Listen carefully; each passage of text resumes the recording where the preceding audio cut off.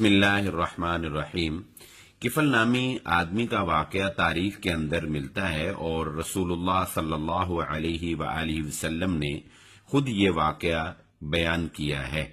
حضرت عبداللہ بن عمر رضی اللہ تعالی عنہما روایت کرتے ہیں اور جامع ترمذی میں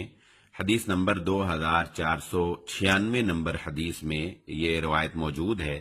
بلکہ حضرت عبداللہ بن عمر رضی اللہ تعالی عنہما تو فرماتے ہیں کہ رسول اللہ صلی اللہ علیہ وآلہ وسلم سے میں نے یہ واقعہ ایک دو بار نہیں سنا، بلکہ میں نے کئی مرتبہ یعنی 7 مرتبہ سے بھی زیادہ میں نے رسول اللہ صلی اللہ علیہ وآلہ وسلم سے یہ واقعہ سنا کہ آپ بیان فرماتے تھے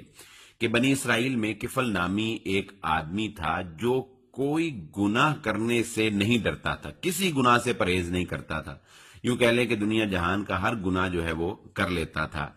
چنانچہ اسی طرح پھر اس نے ایک دفعہ ایک عورت کو اپنے لیے آمادہ کیا اور 60 دینار جو ہیں وہ اس نے دیے،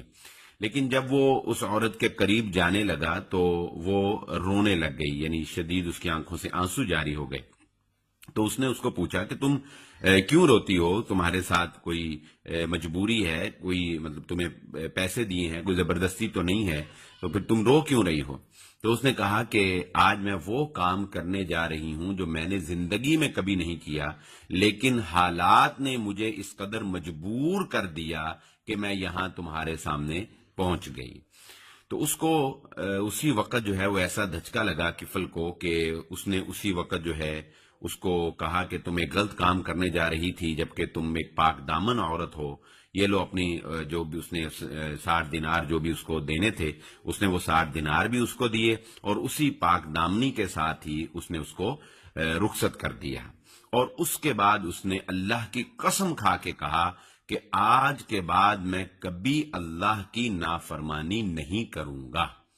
رسول اللہ صلی اللہ علیہ وآلہ وسلم نے ارشاد فرمایا کہ اسی رات جو ہے وہ مر گیا، اور اللہ رب العزت نے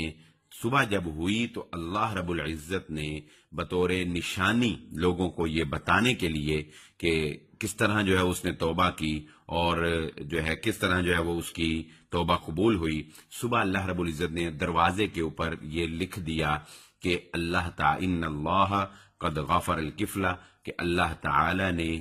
کفل کو معاف کر دیا۔